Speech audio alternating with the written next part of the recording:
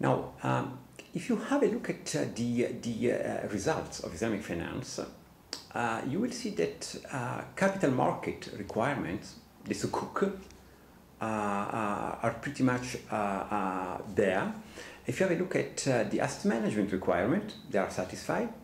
If you have a look at takaful to a certain extent, private equity, private-public partnership infrastructures, and in general, the need of the wealthy are pretty much satisfied. But if you move down a little bit and have a look at the need, the financing need of small medium enterprises, for example, or micro needs, like what is fashionable today in terms of microfinance, you will be surprised to see that Islamic finance has no bearing at all. In other words, in the last 20 years, life of the common people across what we call in Islam the Ummah has not benefited from Islamic finance. If you have a look, for example, at conventional microfinance, you will see a staggering results. Nowadays in the world we have maybe something between 100 to 200 million people that use conventional microfinance products.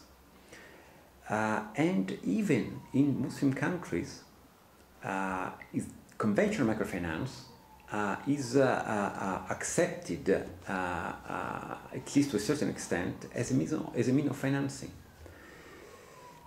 On the other side, if you have a look at Islamic microfinance, you will see that percentage-wise is a very small figure, perhaps something like 0.5 to 1% of total requirements. So what is wrong with this with this system? On one side, the Ummah has a feature. The Ummah is featured actually by three very strange peculiarities. On one side, you have the richest country of the world, the highest per capita income, mainly in the Gulf area. On the other side, you have the poorest people of the world. Whatever index of the UN or any other agencies, FMI, World Bank, OCI, whatever indexes you use, you will see that at the lowest quartile, there are always Muslim countries. Between the two, you have what we call equalization tools, like the compulsory sadaqah, the quasi-compulsory, the compulsory zakat, the quasi-compulsory sadaqah, that are deemed to bridge this gap, but in reality, they do not work.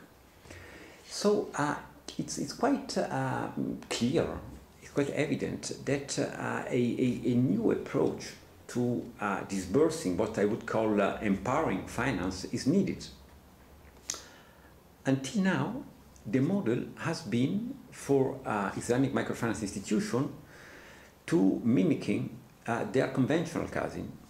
Their balance sheet, both on the liability and the asset sides, are pretty much the same.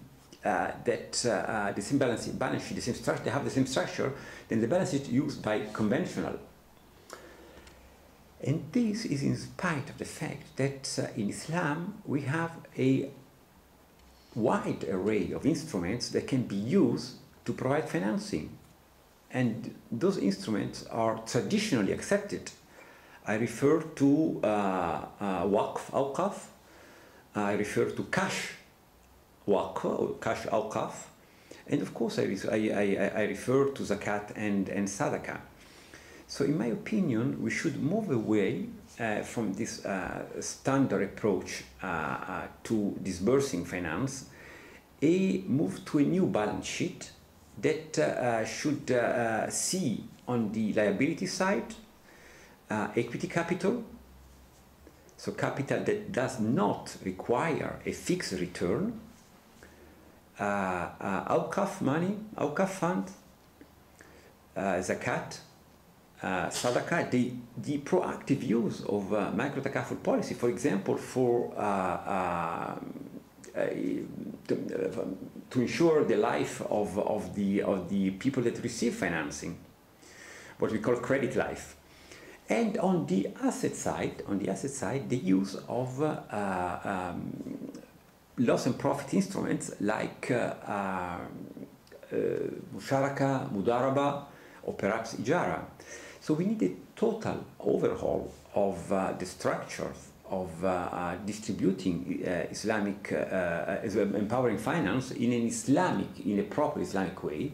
And it seems to me that if you will be able to move towards this new direction, we will be finally able to walk the talk and give a broader access to finance to the Ummah. There is a strong pent-up demand for empowerment, for the disbursement of empowering finance across the Muslim world. I've been recently in Russia, where we have a community of about 25 million people, and I remind you that Moscow is the largest Muslim city in Europe after Istanbul, with a community of more than 2.5 million people. I was recently in Afghanistan. I went to to Kurdistan, Iraq. I was in Syria recently, and all those places have many things in common. Of course, one of the things in common is that they need financing. And the demand for religiously, or I would say even culturally acceptable means of financing is evident. People want to have access to money that is not riba tainted, and where they can see that the cost of capital is variable, is flexible, is not fixed, and where they see that the financiers share the profit and losses and of their ventures.